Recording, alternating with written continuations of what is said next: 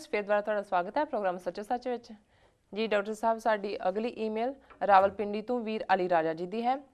इस ईमेल का इन्हों ने सरलेख दिता है पाकिस्तान की सियासत जी। इस विच वीर रियाज घुम्मन वालों बेनज़ीर भुट्टो संबंधी की गई टिप्पणी ते इन्होंने तिखा प्रतिक्रम दिता है। इन्हों का कहना है कि पाकिस्तान की अंदरूनी सियासत संबंधी ये आखिरी लिखत होगी, इसलिए इसनूं इन-बिन पढ़िया जाए। असी रियाज घुम्मन जी ਅਤੇ अली राजा जी दरम्यान शुरू हुई इस तिखी नोक झोंक तो ना खुश होंदियां होयां इन्हां दोवां साडे हमदर्द वीरां तो आस करांगे कि ਉਹ पाकिस्तान ਦੀ अंदरूनी सियासत ਦੇ वाद विवादां तो बचन। ਇਹ ਦੋਵੇਂ ਵੀਰ बड़े सोचवान ਹਨ ਅਤੇ ਸਿੱਖ ਕੌਮ ਤੇ ਖਾਲਿਸਤਾਨ ਦੇ बड़े प्रबल समर्थक ਹਨ।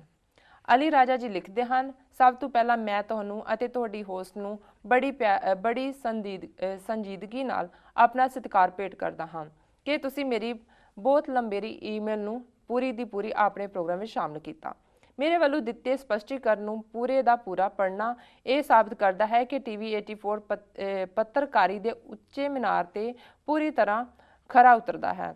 पता नहीं क्यों जदों भी मैं तुहानू लिखदा हाँ ना चाहते हुए भी ईमेल बहुत लंबी हो जाती है। इस लंबी ईमेल लिए भी मैं पहला ही माफ़ी मंग लैंदा हाँ। शायद जिस प्यार नाल तुसी मेरी ईमेल पढ़ते हो तो गलतियां नहीं चितारते उस नाल मैनू लिखण का मुड़ हौसला मिलता है। आस है मेरी माफ़ी नू कबूल करोगे जी। डॉक्टर साहब देखो अली राजा जी का बहुत बहुत धन्यवाद, उन्होंने सानू रावलपिंडी पाकिस्तान तो लिखे जी। ईमेल आया भी शायद 2 हफ्ते तो ज़्यादा का समा हो गया है। जो मैं उसकी लंबाई वाल देखता सी तो मैं फिर पिछे रख दिंदा सी कि जो टाइम मिलेगा जी, क्योंकि अनुवाद दे विच काफ़ी वक्त लगता है जी जी। पर फिर मैनू लग्या अज तक पहुँचते हैं कि भी नाराज़ ही ना हो जान कि तुसीं जवाब नहीं दिता है और असीं उन्हां दे हुक्म की तामीर करते हैं, इन बिन ही इसनूं पढ़ रहे हैं। पर मैनू थोड़ा जिहा दुख भी होया है जी जी। दुख इसलिए कि साडे लई साडे अपने कौम तो बाहर जिन्हां ने ये सारे पीरीयड च साडे नाल लगातारता नाल संपर्क रखिया है जी और बड़ा वक्त ला के बड़ी सोचवान जिहड़ी है तहजीब दे नाल ये दोवें वीर लिखदे ने जी। सगों मैं वाशिंगटन DC इस सैमीनार लई गया सी तो मैनूं कुदरती अपने ऑफिस च एक पैक आया होया है रियाज घुम्मन जी का छोटा, जिहदे च कि उन्होंने बड़ियां फर्स्ट क्लास थ्रोट लॉजेंजिस चूसन वालियां गोलियां और इस किस्म का स्टफ भेजे जी। उन्होंने लगता भी असी बहुत बोलते हैं तो गला साडा साफ रहना चाहिए। सो ये token of love, so certainly मैनू I was touched by this gesture जी। जिवें वीर अली राजा जी भी लिखते हैं, उन्होंने दे विच पैशन है, सिक्खी लई हमदर्दी है, खालिस्तान लई कन्विक्शन है। एक तो हुंदा है भी चलो राह जाते कोई तुहाडे हमदर्द बनते हैं।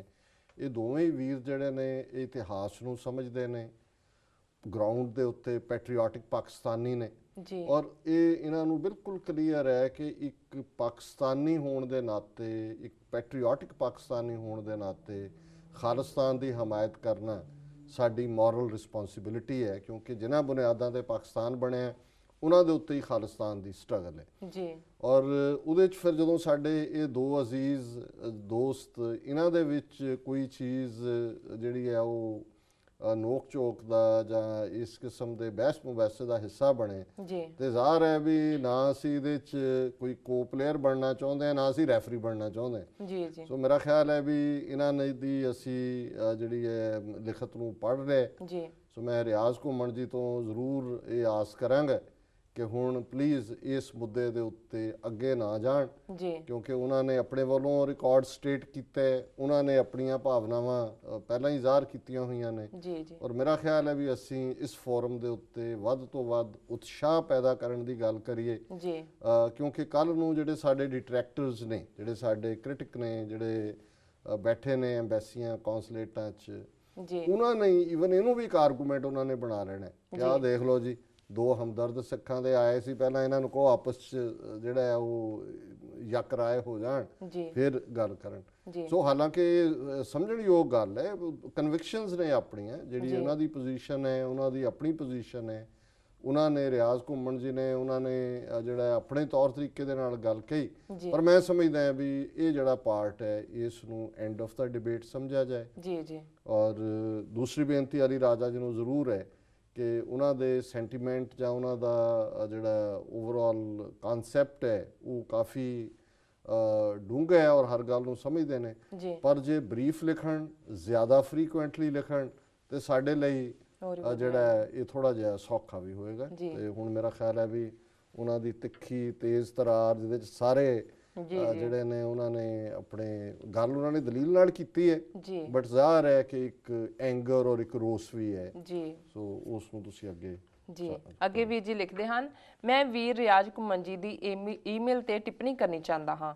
ਭਾਵੇਂ ਵੀਰ ਘੁੰਮਣ ਜੀ ਦੀ ਖਾਲਿਸਤਾਨ ਪ੍ਰਤੀ ਹਮਦਰਦੀ ਤੇ ਸਦਭਾਵਨਾ ਕਿਸੇ ਸ਼ੱਕ ਸ਼ੁਬੇ ਦੀ ਮੁਹਤਾਜ ਨਹੀਂ ਅਤੇ ਇਹ ਉਹਨਾਂ ਦੀਆਂ ਲਿਖਤਾਂ ਤੋਂ ਸਪਸ਼ਟ ਹੁੰਦੀ ਹੈ, ਪਰ ਉਹਨਾਂ ਨੇ ਬੇਨਜ਼ੀਰ ਭੁੱਟੋ ਸੰਬੰਧੀ ਜਿਹੜਾ ਚਿੱਕੜ ਸੁੱਟਣ ਅਤੇ ਫੋਕੀ ਬਿਆਨਬਾਜ਼ੀ ਦਾ ਸਹਾਰਾ ਲਿਆ ਹੈ ਉਹ ਪਾਕਿਸਤਾਨ ਦੀਆਂ ਸੱਜੇ ਪੱਖੀ ਪਾਰਟੀਆਂ ਦਾ ਟ੍ਰੇਡਮਾਰਕ ਹੈ।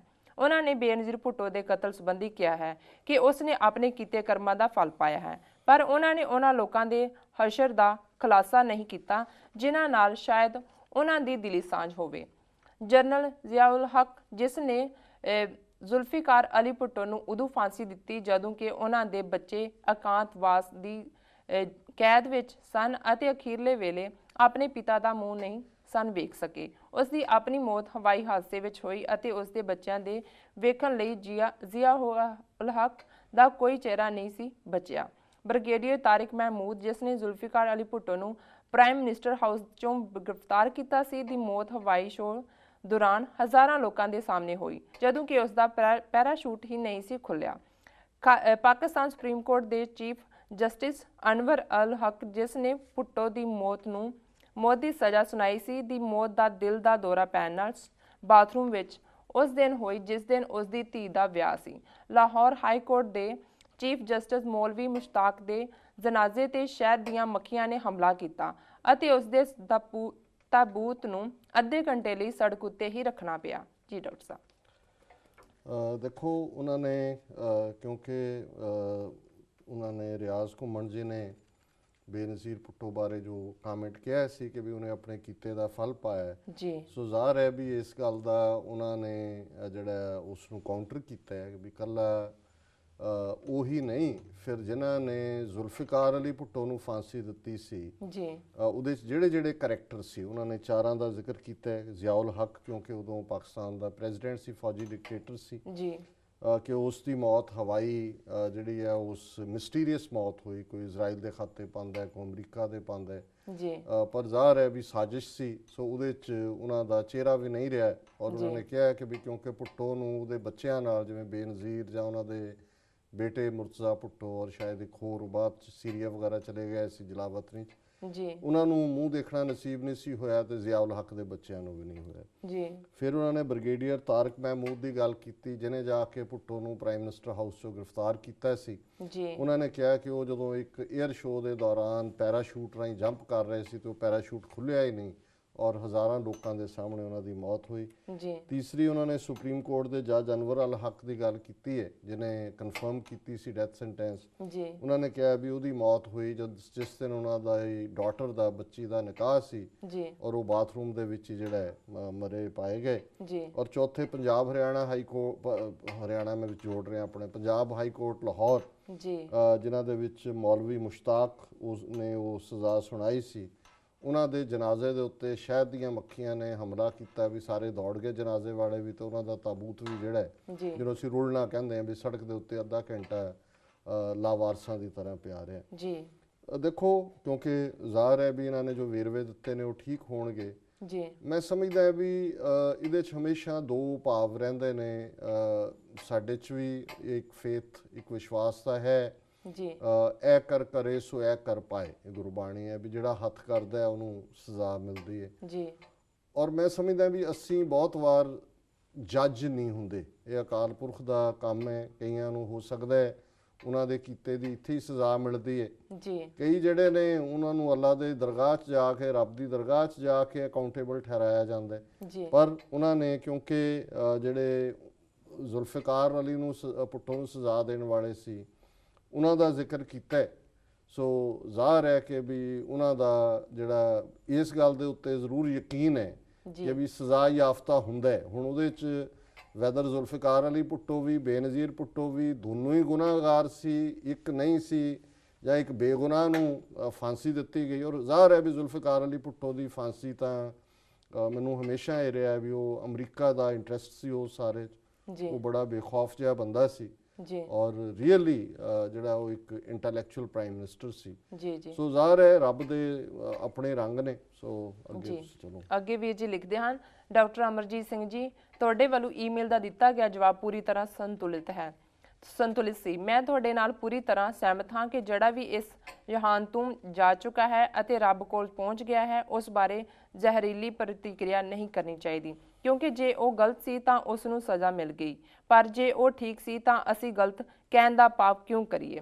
ਮੈਂ ਰੱਬ ਅੱਗੇ ਅਰਦਾਸ ਕਰਦਾ ਹਾਂ ਕਿ ਉਹ ਉਹਨਾਂ ਸਾਰੀਆਂ ਆਤਮਾਵਾਂ ਨੂੰ, ਇਹ ਗੱਲ ਬੜੀ ਅਹਿਮ ਹੈ ਵੈਸੇ, ਉਹਦੇ 'ਚ ਉਹਨਾਂ ਨੇ ਇਹ ਐਡਮਿਟ ਕਰ ਲਿਆ। ਹਾਲਾਂਕਿ ਇਸ ਆਰਗੂਮੈਂਟ ਤੋਂ ਈਵਨ ਰਿਆਜ਼ ਘੁੰਮਣ ਜੀ ਨੇ ਵੀ ਜੇ ਬੇਨਜ਼ੀਰ ਬਾਰੇ ਕਿਹਾ ਤੇ ਇਹਨਾਂ ਨੇ ਵੀ ਇਹ ਗੱਲ ਕਹੀ ਹੈ ਕਿ ਵੀ ਜੇ ਗਲਤ ਸੀ ਤਾਂ ਸਜ਼ਾ ਮਿਲ ਗਈ, ਵੀ ਬਾਅਦ 'ਚ ਅਸੀਂ ਗੱਲ ਨਾ ਕਰੀਏ। ਬਟ ਸੋ ਇਹ ਸਾਡਾ ਵੀ ਯਕੀਨ ਹੈ ਕੌਮੀ ਤੌਰ ਦੇ ਉੱਤੇ ਜਾਂ ਸਾਡੇ ਧਾਰਮਿਕ ਫੇਥ ਦੇ ਥੱਲੇ, ਜਿਵੇਂ ਗੁਰਬਾਣੀ 'ਚ ਅਸੀਂ ਪੜ੍ਹਦੇ ਹਾਂ, ਜੈਕਾਰ ਕੀਓ ਧਰਮੀਆਂ ਕਾ ਪਾਪੀ ਕੋ ਦੰਡ ਦਿਓ ਹੈ, ਕਿ ਧਰਮੀਆਂ ਦਾ, ਇਮਾਨਦਾਰ ਲੋਕਾਂ ਦਾ, ਰਾਈਟੀਅਸਨੈਸ ਦੇ ਰਸਤੇ ਤੇ ਤੁਰੇ ਲੋਕਾਂ ਦਾ ਜੈਕਾਰ ਹੁੰਦਾ ਹੈ, ਉਹਨਾਂ ਦੀ ਵਿਕਟਰੀ ਹੁੰਦੀ ਹੈ। ਔਰ ਜਿਹੜਾ ਪਾਪੀ ਹੈ ਉਸ ਨੂੰ ਦੰਡ ਮਿਲਦਾ ਹੈ, ਉਸ ਨੂੰ ਪਨਿਸ਼ਮੈਂਟ ਮਿਲਦੀ ਹੈ।